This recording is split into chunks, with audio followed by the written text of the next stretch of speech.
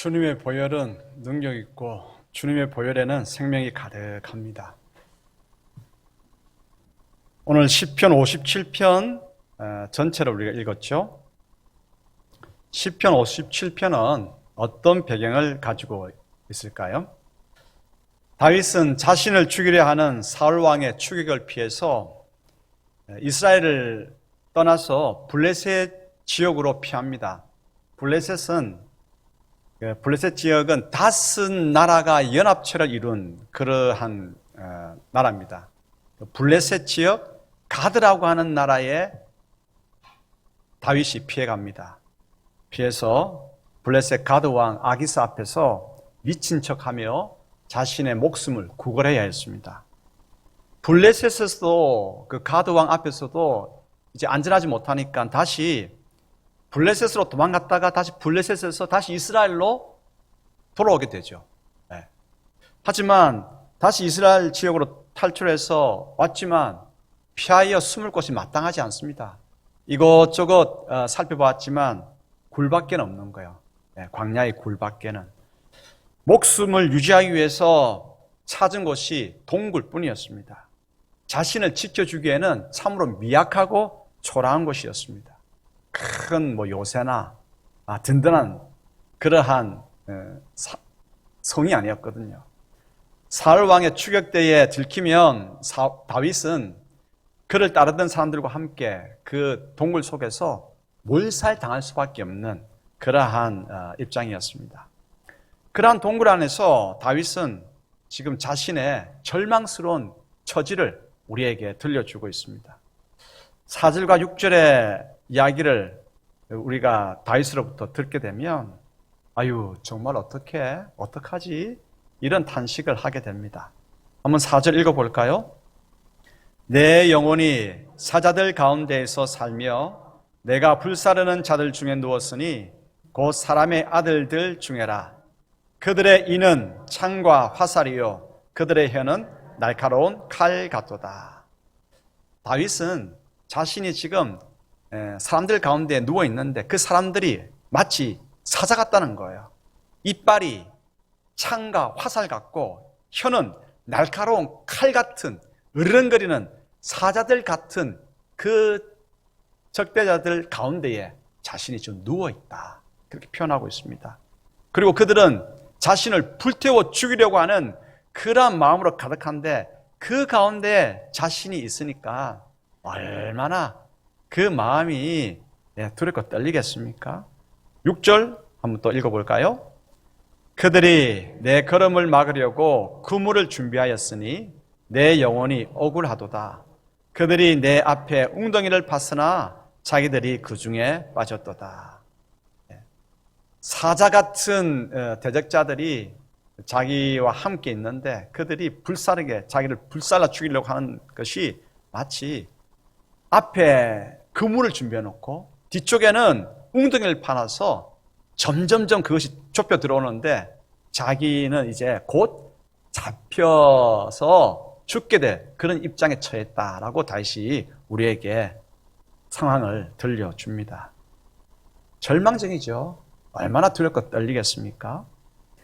4절로부터 6절 그 절망적인 그러한 자신의 형편을 우리에게 다시 들려주는데 근데 7절에 와서는 갑자기 그 이야기가 반전되고 있습니다. 다윗이 갑자기 자신의 마음이 확정되었다고 결심하고 결심했다고 외치는 것입니다. 어떤 마음을 결심했는가? 무엇을 확정했는가? 다윗은 노래하고 찬송하기로 확정했다고 강하게 이야기를 하고 있습니다. 이런 말이 있잖아요. 너무나 두렵고 절망적이면 사람이 미쳐버린다. 그런 말 우리는 듣지 않습니까? 이 말이 다윗을 두고 한 말인 것 같아요. 그렇지 않습니까? 피하다가 겨우 숨어든 곳이 아둘람이라고 하는 굴 속입니다. 그 은신처 굴 안에서는 바스락바스락 소리가 나도 이 굴 안이기 때문에 울리게 되죠. 울리게 되면 발각되기가 쉽지 않습니까? 그래서 바스락바스락 소리도 조심해야 되는데 근데 동굴 안에서 크게 찬송하겠다고 하니까 그러면 동굴 안에 그 공명으로 인해서 큰 진동이 있고 산이 울리게 될 텐데, 그러면 내가 여기 있으니까 날 잡아가십시오라고 말하는 것과 마찬가지지 않습니까? 이런 상황에서 다윗이 굴 안에서 노래하고 찬양할 것을 다짐했다고 하니까, 확정했다고 하니까 얼마나 황당합니까? 도대체 다윗이 진짜 너무 두렵고 절망스러우니까 정신이 살짝 옆으로 빠져나갔는가? 아니면 또 다른 이유가 있을까? 또 다른 까닭이 있을까? 우리는 궁금해집니다. 도대체 어떤 연유로 인해서 이런 배짱과 담대함이 나오게 되는 것일까? 여러분 궁금하지 않으십니까? 그 이유를 발견하고 오늘 우리 모두가 문현중앙교회 신앙 공동체, 이 교회 가운데에 다윗의 이런 결단이, 확정이 우리 가운데도 있게 되기를 소원합니다. 하나님께서 먼저 우리에게 말씀하십니다. 찬양하라 말씀하십니다. 찬양은 환경이 아니라 결단이 있다라고 하나님께서 말씀하십니다. 교회는 계속해서 찬양이 흘러나와야 합니다. 성도는 어떤 사람입니까? 찬양하는 사람입니다. 우리나라는 일제 강점기를 겪었습니다. 그때도 교회는 일제 압제 가운데서도 찬양했습니다. 찬양이 울려났습니다. 6.25 동란 가운데서라도 총칼 앞에서도 찬양했습니다. 찬양은 교회 가운데 계속되어야 하고 성도는 찬양하는 사람입니다. 성도들은 좋은 환경이 펼쳐질 때 하나님께 감사 찬양을 하죠. 그런데 예수 믿지 않는 사람들도 일이 잘 되거나 형통할 때가 되면 즐겁게 노래합니다. 이 점에서 성도들과 세상 사람들과 무슨 차이가 있을까? 어떤 구별이 있을까? 이런 질문이 듭니다. 좋은 환경에 의해서 기쁨의 노래가 나오기 때문에 이런 측면에서 본다면 성도나 세상 사람들이나 별 차이가, 구별이 없는 것처럼 보입니다. 그렇다고 한다면 찬양의 측면에서 볼 때 성도들과 믿지 않는 사람들을 구별하는 것은, 구별은 무엇일까라는 것입니다. 구별의 기준이 바로 이 점이죠. 성도들은 어렵고 절망적인 상황에서라도 찬양한다라고 하는 점입니다. 환경이 좋을 때만 찬양한다면 그것은 진정한 찬양이 아닙니다. 좋은 환경에서는요, 성도뿐만 아니라 세상 사람들도 노래할 수 있습니다. 짐승들도 노래합니다. 더러운 우리에 사는 짐승이 뭐가 있습니까? 돼지가 있잖아요. 더러운 우리에 사는 돼지도 샤워를 시켜주면 좋다고 꿀꿀꿀거립니다. 집에서 키우는 대형 앵무새, 금강 앵무 같은 것들은 밖으로 데리고 나와가지고 자유비행을 한번 시켜줍니다. 자유비행을 한번 마음껏 날 수 있도록 확 날아가면 이 금강 앵무 같은 큰 앵무새들은요, 소리가 날카로워요. 꽉! 좋다고 막 그렇게 노래를 하는 거죠. 즐거울 때만 찬양한다면 조금 심하게 이야기해서 우리가, 성도인 우리가 짐승들과 다를 바가 무엇이 있겠으며 세상 사람들과 어떤 구별이 있겠느냐 하는 것입니다. 우리는 하나님의 자녀입니다. 하나님의 자녀라고 한다면, 그렇다고 한다면, 성도라고 한다면 우리는 어떤 상황 속에서라도 찬양해야 합니다. 아멘이죠? 그런데 어려움과 절망의 상황 속에서는 찬양하기가 힘듭니다. 찬양해야 되겠다고 하는 것을 알고 있지만 찬양하는 것은 힘듭니다. 성도일지라도, 교회 공동체라 할지라도 어려움과 절망 속에서는 찬양하기가 힘든 것이 육신을 가진 연약한 우리의 모습입니다. 하지만 성도는 역경과 절망의 환경 속에서도 찬양해야 합니다. 지금 우리는 다윗을 살펴보고 있습니다. 다윗은 이리저리 계속해서 도망다니고 있습니다. 초라한 곳, 미약한 곳, 굴 속에 지금 숨어 들어 있습니다. 그런데 57편 앞부분에서는 노래한다, 찬양한다는 말이 없습니다. 그런데 7절 이후에 갑자기 내가 노래하겠다, 내가 찬양하겠다고 하는 단어가 계속 나옵니다. 왜 그렇습니까? 성도 여러분, 찬양은 환경으로 인해서 생기는 것이 아닙니다. 찬양은 상황 속에서 주어지는 것이 아니라 찬양은 결단입니다. 내가 찬양하겠다라고 하는 결단의 순간 우리 가운데에 우리 마음 깊은 곳에서부터 하나님을 향한 울림 있는 노래가 터져 나오게 되는 것입니다. 지금 다윗이 노래할 분위기입니까? 다윗이 찬양할 환경입니까? 모르긴 하지만 다윗의 마음속에는 하나님에 대한 의심이 가득했을 것입니다. 사울왕에 대한 분노와 억울함으로 가득 차서 그냥 사울왕에 대해서는 욕하고 싶었을 것입니다. 다윗은 평생 하나님에 대해서 신실하게 살았지만 초기 부분은 진짜 하나님을 향한 순전한 마음으로 경외감으로 가득한 사람이 다윗이었습니다. 다윗. 그런데 그러한 다윗을 하나님께서는 왜 이러한 위험한 날들을 허락하셨을까요? 다윗이 하나님께 대해서 의심이 들지 않았겠습니까? 주님, 도대체 제가 주님께 뭘 잘못했습니까? 주님께서는 도대체 저에 대해서 뭐가 그렇게 미워하셔서 이러한 위험한 날들을 저에게 허락하셨습니까? 의심 들지 않겠습니까? 그리고 사울 왕에 대해서도 지금 분노가 치밀겠지요. 자기는 지금 목숨 내걸고 이스라엘 군대가 위험에 빠졌을 때에 골리앗과 싸우러 나갔습니다. 골리앗을 물리쳤고 블레셋을 또 이겨서 계속 블레셋과의 싸움에서 이김으로 말미암아서 이스라엘 가운데에 용기를 불러일으킨 사람이 다윗이었고요. 그러한 귀한 장수 다윗이 있으니까 사울 왕은 얼마나 기쁘고 다윗이 얼마나 고마웠겠습니까? 고마워해야 할 그 다윗에 대해서 지금 다윗을 죽이려고 하니까 다윗은 기가 차는 거예요. 도대체 내가 왕에게 무슨 잘못을 했기에 왜 무엇 때문에 날 미워하십니까? 그냥도 아니잖아요. 다윗은 사울 왕의 누굽니까? 사위잖아요. 사위잖아요. 왜 죽이려 하느냐는 거예요. 그래서 분노와 억울함이 가득 찼을 것입니다. 하나님께 대해서는 의심, 왕에 대해서는 분노와 억울함 가득했을 것입니다. 그런 가운데에 다윗은 오늘 이렇게 말합니다. 내 마음이 확정되었다고 이야기합니다. 한 번이 아니죠. 몇 번? 두 번입니다. 확정되었고 확정되었다. 두 번이나 강조하고 있습니다. 불평하고 저주하고 싶은 마음을 접고 접었다고 하는 이야기입니다. 동시에 내가 노래하고 찬양하겠다고 하는 그 결단과 확정을 드러내는 것입니다. 다시 한번 읽어보십시다. 7절로부터 9절 읽겠습니다. 하나님이여 내 마음이 확정되었고 내 마음이 확정되었사오니 내가 노래하고 내가 찬송하리이다.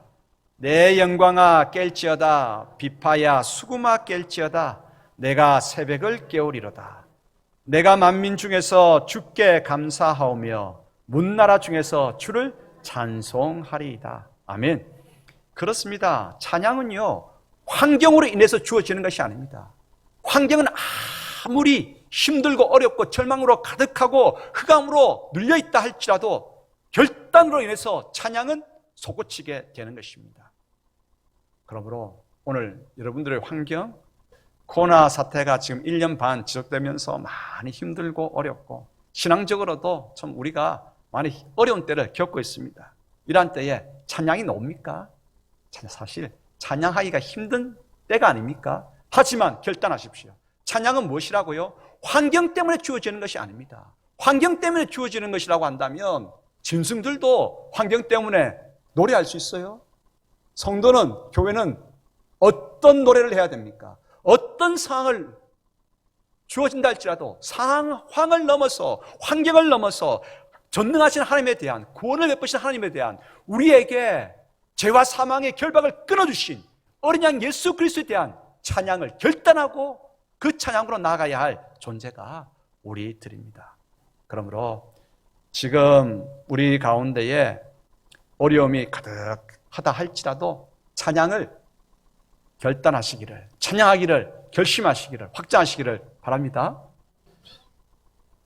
때때로 가끔씩, 진짜 가끔씩 이런 때가 있잖아요. 부부가 교회에 이제 예배드리러 기쁜 마음으로 나오게 되었습니다. 같이 오게 되었는데 별것 아닌 것 같고 다투는 거예요. 예배당 안에 들어와서 남편은 이쪽에 앉아있고 부인은 저쪽에 앉아있고 완전히 떨어져가지고 불편합니다. 입이 열립니까? 입이 안 열리잖아요. 그렇잖아요. 그럴 때 어떻게 하시겠습니까? 끝까지 내 온 고집 가지고 입 다물고 목사님 빨리 설교 마치고 빨리빨리 좀 진행하십시오. 빨리. 입이 안 열리잖아요. 끝까지 그렇게 하시겠습니까? 어떻게 하시겠습니까? 상황은 지금 내가 노래할, 찬양할, 예배할 상황이 아닙니다. 인간은요, 별것 아닌 조그마한 감정 때문에 마음이 상해지면 예배할 분위기 아닙니다. 그런 존재가 우리들이거든요. 인정하십니까? 다들 목사님만 그런 것 같아요. 우리 그렇다고요. 그런 존재들이라고요. 별것 아닌 그 조그만 것 때문에 감정 상하면 예배에 대한 마음이 열리지 않거든요. 하지만 오늘 하나님께서 뭐라고 도전하십니까? 찬양은 환경에 따라서 찬양하는 것 아니다. 찬양은 상황 속에서 드려지는 것 아니다. 결심이다. 절망 가운데서라도 내 마음이 허락지 않는 곳에서라도 찬양해야 할 것을 결심하라고 말씀하십니다. 결심해야 됩니다. 그때에 내 마음 깊은 곳에서부터 전능하신 하나님에 대한 찬양이 울려 퍼지게 됩니다. 그때 하나님의 손길이 꽉 다물고 있는 내 입을 쩍 벌려가지고 하나님을 향해서 노래하게 만들 겁니다. 그래서 하나님의 이름을 하늘 높이 하나님 이름이 들리셔서 온 세상 열방이 하나님을 경배하게 하시옵소서. 그렇게 찬양할 수 있는 것입니다. 때때로 가정과 직장과 교회 분위기가 안 좋을 수가 있죠. 가정의 분위기 안 좋을 수 있습니다. 직장의 분위기도 안 좋고 교회 분위기도 참 흐트러져 있을 수가 있죠. 그때 찬양해봐야 무슨 소용이 있겠어? 마귀는 그런 생각을 우리 가운데 심습니다. 그래서 불평하려고 합니다. 여러분 불평하지 마십시오. 불평의 입은 닫고 입을 쩍 벌리십시다. 어떤 입을? 찬양의 입을 쩍 벌리기로 결심하십시다. 그때에 내가 찬양을 하기 시작하면 놀라운 일이 우리 가운데 일어나기 시작합니다. 우리 속에 전능하신 하나님께서 나를 새롭게 해주시는 은혜가 우리 가운데 부어지기 시작합니다. 환경은 하나님을 향한 우리의 찬양을 막을 수 없습니다. 상황은 죄와 사망의 결박을 끊어놓으신 어린 양 예수 그리스도를 향한 우리의 찬송을 막을 수 없습니다. 찬양은 결단입니다. 어떤 상황 속에서라도 찬양하기로 결단하고 찬양하십시다. 그때 어둠은 가십니다. 하늘 영광의 빛은 우리 가운데 환하게 비칩니다. 죄와 사망의 세력은 도망가고 깨어집니다. 하늘의 평강과 용기가 우리 가운데 가득하게 될 것입니다. 자, 그러면 결심하십시다. 찬양하기로. 상황에 주눅들지 아니하고 상황에 좌우되지 아니하고 어떤 환경 속에서라도 찬양하기로 다짐하십시다. 아멘. 이제 하나님께서 두 번째로 말씀하십니다. 너희가 찬양하기 시작하면 단순히 위로를 넘어서 새 창조의 역사가 일어나게 될 것인데 새 창조의 역사를 선포하라고 찬양을 통해서 선포하라고 말씀하십니다. 시편 57편 1절 읽겠습니다. 하나님이여 내게 은혜를 베푸소서 내게 은혜를 베푸소서 내 영혼이 주께로 피하되 주의 날개 그늘 아래에서 이 재앙들이 지나기까지 피하리이다. 아멘. 다윗은 지금 굴 속에서 기도하고 있죠. 이 굴을 이렇게 이 초라하고 미약한 곳에서 내가 보호를 받을 수 있을까? 처음에는 그렇게 생각했다고요. 근데 계속 기도하는 가운데서 굴 속에서 기도하는 가운데서 그 굴이 마치 무엇처럼 느껴졌느냐 하면 하나님의 은혜의 날개 아래에 있는 자신을 발견한 것입니다. 그 굴이 하나님의 은혜의 날개처럼 느껴진 것입니다. 그래서 주님 은혜의 날개를 저에게 이렇게 가득 펴주시니 감사합니다. 재앙이 지나갈 때까지 저를 지켜보해 주십시오. 주님의 날개 그늘 아래라고 하는 말이 주는 가장 기본적인 의미는 안전한 보호입니다. 아둘람 굴에 지금 숨어있는 다윗과 그의 일행들이 블레셋 군인들이 쫓아오지 않습니까? 블레셋 군인들이 하나님께서 날개로 그 굴 입구를 막아주시니까 그냥 지나쳐 가는 거예요. 그렇게 되기를 기도하고 있었습니다. 그리고 사울 왕의 추격 때도 하나님께서 은혜의 날개로 그 입구를 막아주시니까 못 보고 그냥 가게 되는 것입니다. 다윗은 처음에 이렇게 기도했습니다.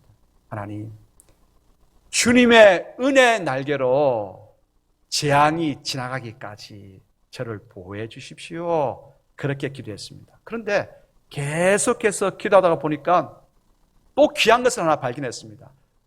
처음에 귀한 것 발견은 뭐냐면 굴이 그냥 초라하고 미약한 굴이 아니라 하나님의 은혜의 날개라고 하는 것을 발견했지요. 보호와 안전을 발견했습니다. 그 다음 더 귀한 것을 발견했습니다. 무엇일까요?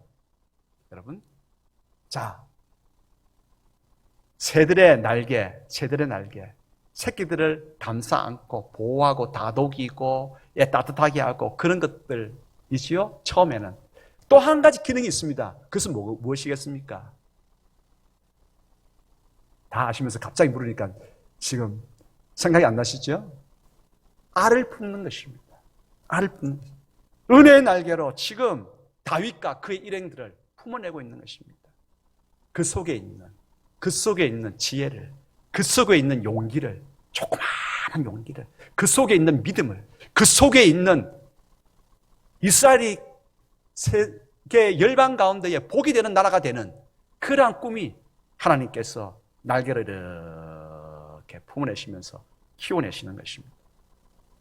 창세기 1장 2절 읽겠습니다. 땅이 혼돈하고 공허하며 흑암이 깊음 위에 있고 하나님의 영은 수면 위에 운행하시니라. 네. 하나님께서 세상을 만드신 처음 세상은요, 혼돈 가운데 있었어요.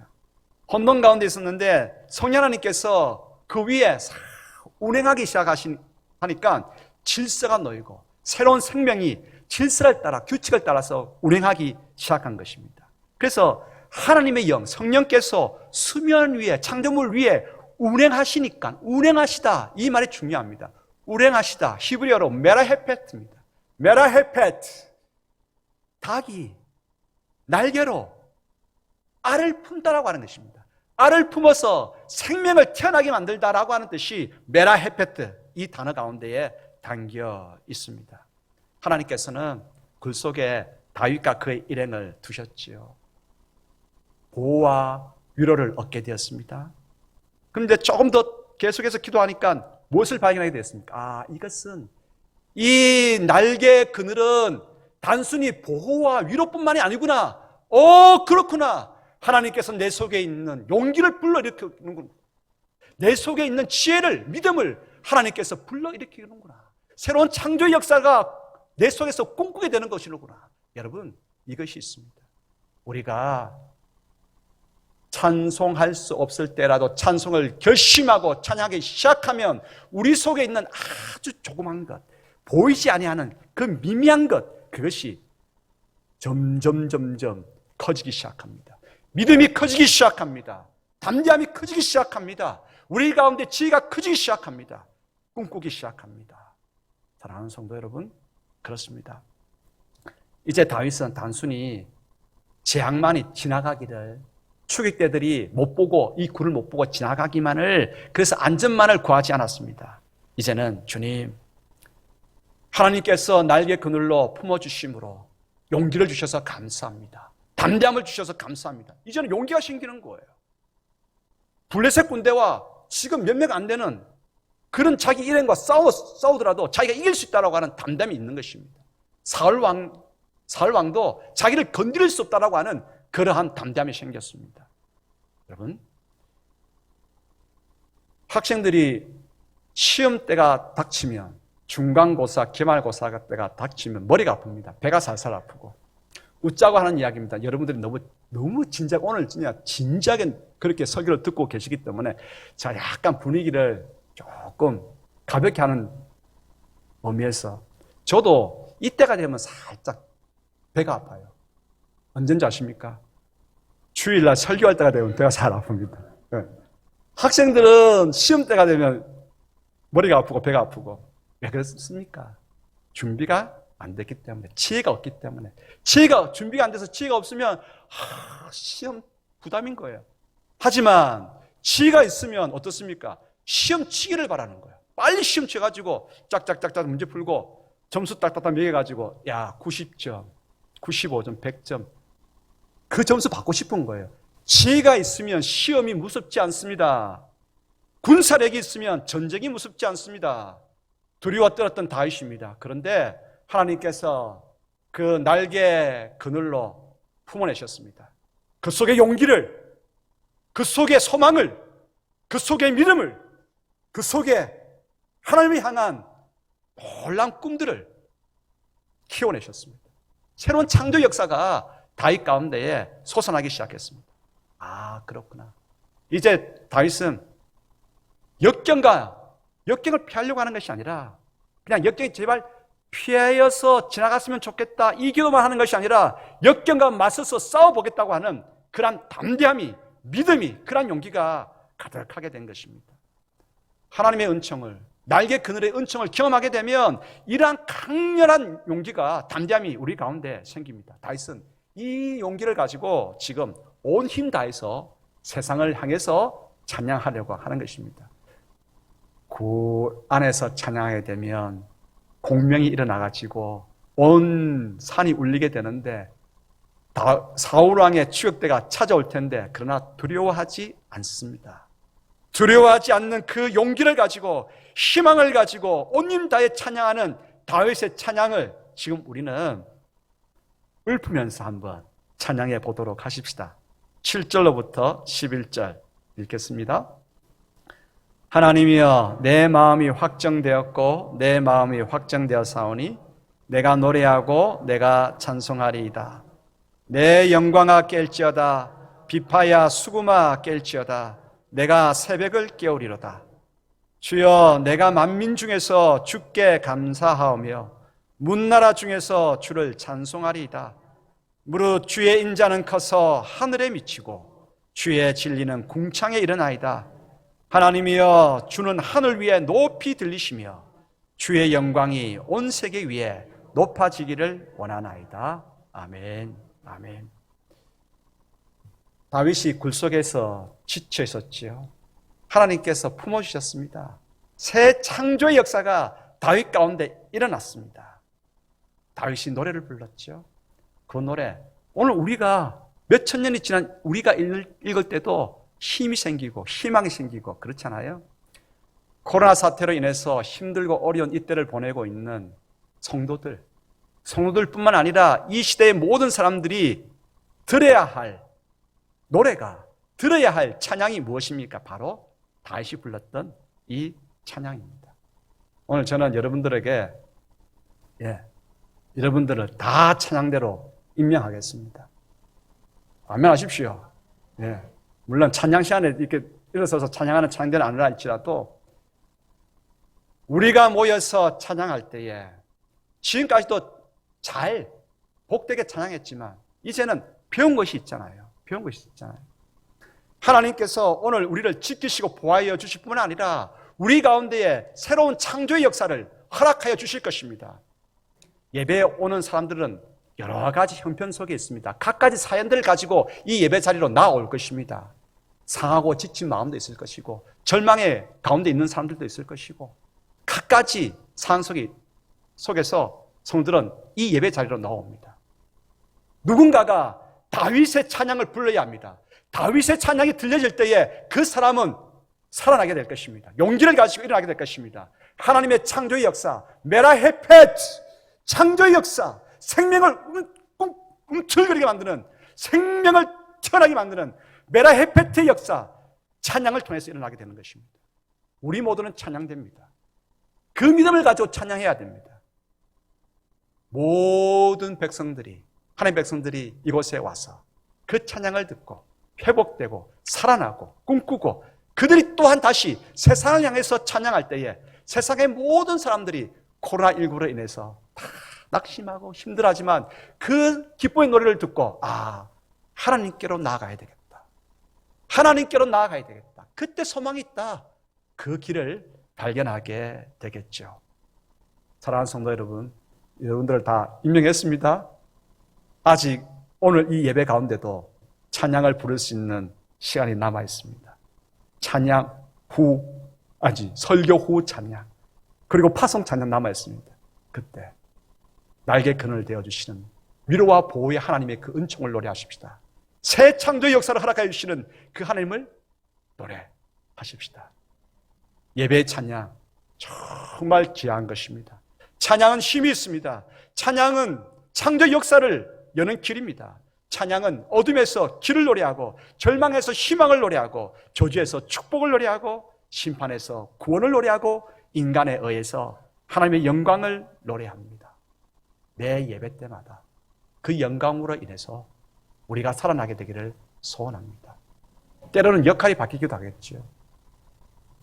오늘은 박소선 집사님이 다윗의 찬양을 부르게 되고, 박숙진 집사님은 오늘은 쭉 어깨 늘어져가지고 올 수도 있습니다. 그러나 누군가가 불러주는 다윗의 찬양으로 말미암아서 힘이 날 것입니다. 다음 시간은 역할이 바뀌는 거예요. 박숙진 집사님이 다윗의 찬양을 하고, 박소선 집사님이 쭉 늘어져 왔는데 살아나는 거예요. 각가지 상황 속에서 우리들이 하나님 앞에 나왔을 때, 이 예배의 공간은 살아나는 역사에, 창조의 역사가 있는 공간이어야 합니다. 하나님께서는 그것을 원하십니다. 죄와 사망과 저주는 결코 우리를 누를 수 없습니다. 깨어집니다. 어린 양 예수 그리스도에 대한 그분을 찬양하고 싶었던 우리의 열망을 막을 수 없습니다. 찬양하지 않으시겠습니까? 하나님의 영광은 온 세계 모든 것보다 높이 들리셔서 찬양을 받으십시오. 이 찬양을 드리는 우리 모두가 되기를 소원합니다. 그래서 문현주한계를 통해서 이 문현동 땅이 살아나고 부산 땅이 살아날 수 있게 되기를 소원합니다. 그 사명이 누구한테 있습니까? 바로 여러분들 가운데 있습니다. 여러분은 찬양, 하나님께 찬양 올려드릴 찬양하는 백성이기 때문입니다. 기도하겠습니다. 아버지 하나님 감사합니다. 결심합니다. 상황은, 환경은 노래할 형편이 아닙니다. 하지만 찬양하기로 다짐하고 결심하고 우리의 마음을 확정합니다. 찬양하겠습니다. 찬양할 때에 큰 위로와 보호의 역사가 있고, 놀라운 창조의 역사가 있고, 세상에 복이 되고 세상 가운데 소망을 전할 놀라운 꿈들로 가득할 수 있도록 저희들을 보호하여 주시옵소서, 일으켜 주시옵소서. 예수 그리스도 이름으로 기도드리옵나이다. 아멘.